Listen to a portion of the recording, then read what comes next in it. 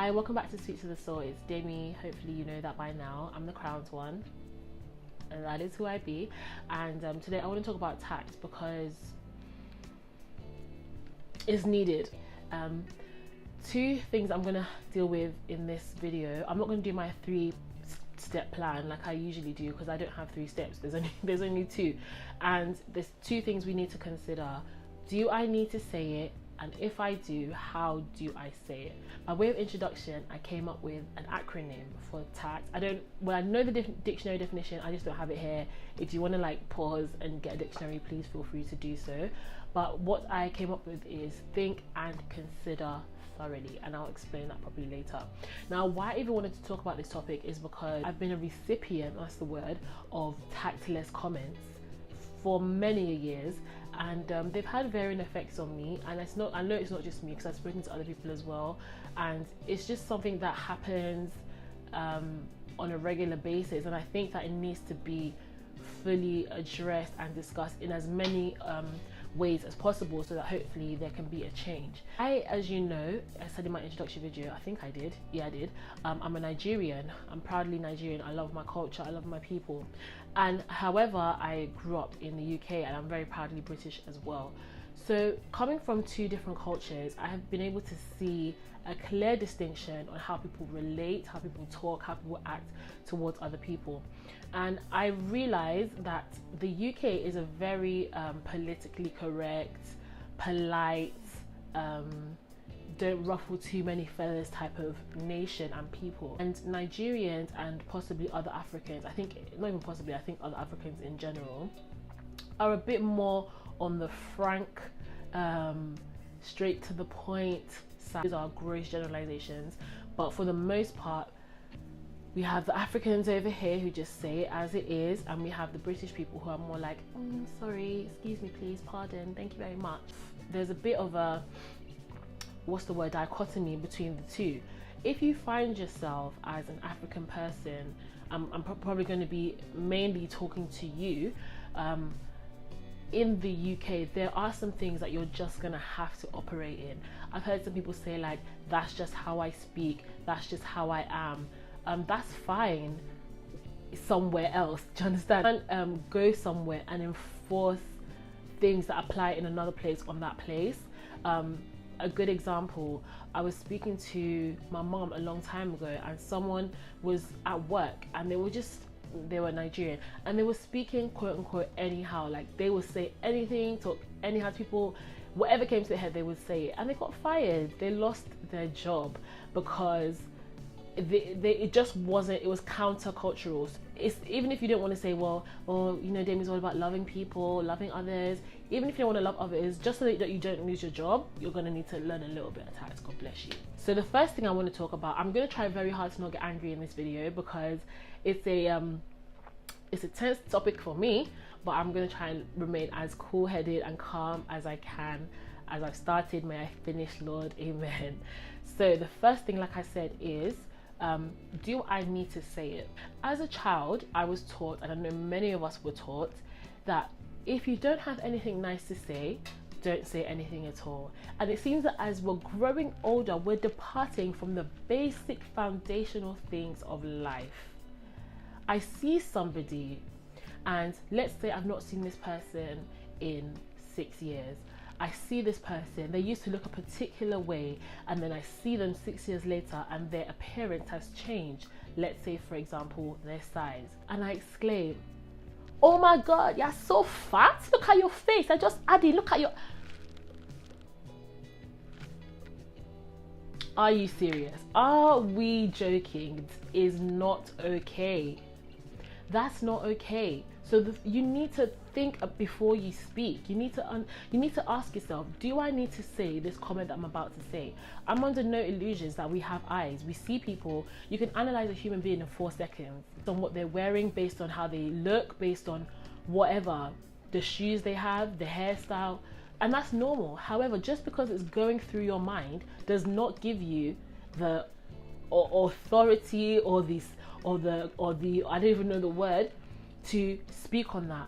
That's what I really want to say, is deciphering, having a filter, knowing that, do I need to make this comment? Just going back to that example of, you know, you're adding, if you know how many times I've heard that, I can't count. I wish every time someone said it, they gave me £1, I would be balling. I'd have a Bentley. Yes, I would, because it's just freely given. I don't even want it. I don't need it. And what I just like to quickly say, for people who are, I'm not going to call myself a crusader, but I do like to speak up for people who are of certain demographic. Can I speak up for people that are plus, quote unquote, plus size? They have weight, or they're single, they don't have children, whatever, what you can multiply the examples. But please and please know today, if you don't know, whatever you feel like saying, whatever you feel like pointing out, that person already knows. By God's grace, I have eyes. I even have 4 with my glasses. So when I look in the mirror, I know that I'm not a size 6. I used to joke in my house that I'm a size 6, and then I'll add, yeah, like plus blah blah blah. I know it.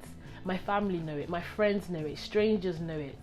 Maybe not blind people, but you know, do you get what I mean? It's a no fact. So I don't understand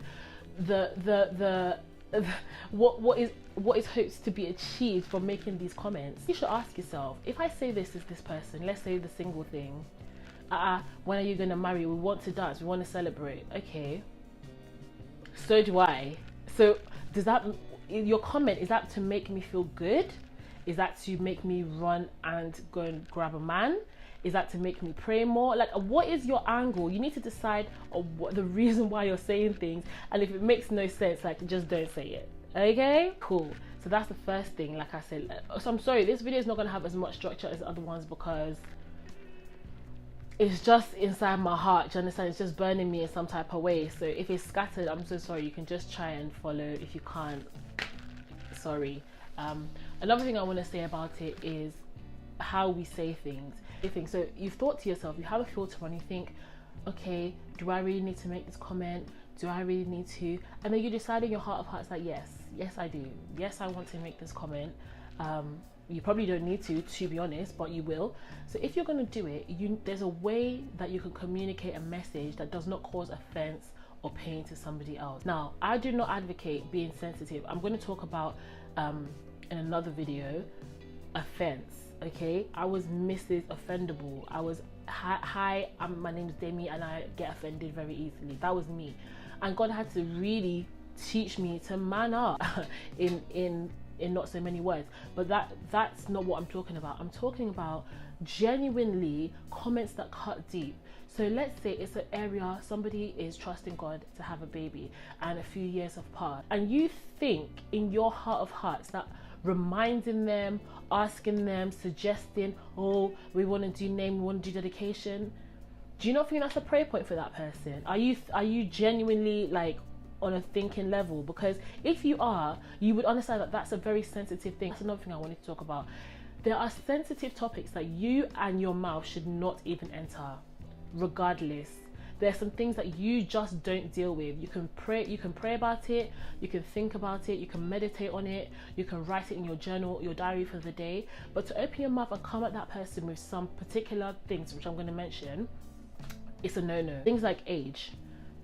I mean, some people say, well, age is nothing but a number. It's not. But if you ask somebody, especially women, how old are you? Some people find it offensive. Just in case you didn't know, I'm letting you know. Another thing is, obviously, like I said before, weight. You don't go around telling people they're fat, they've added, they've chopped up, their cheeks are big, their arm, they need to watch it, don't do that.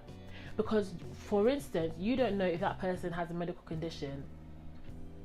You don't know if that person is mourning or going through even if they, just because they like food, is it really your business? Isn't it? Because is it really your business, like, what is on somebody else's body? I don't get it. Back to what we're saying. That person feels that pain in a way that nobody would understand. For people that are single, do you think that they don't want to marry? Like, I don't someone needs to start to understand what they're saying as they're saying it. When people, again, countless people have come to me and said, when am I getting married? When is it happening? Actually, I'll tell you a quick story. About 3 weeks ago, I was walking through the centre in Aberdeen, not very far from my church, and I saw somebody that I hadn't seen for a while. It was a minister, and he was like, hello, how are you? How's your job? like, when am I getting married? Like, we want to celebrate.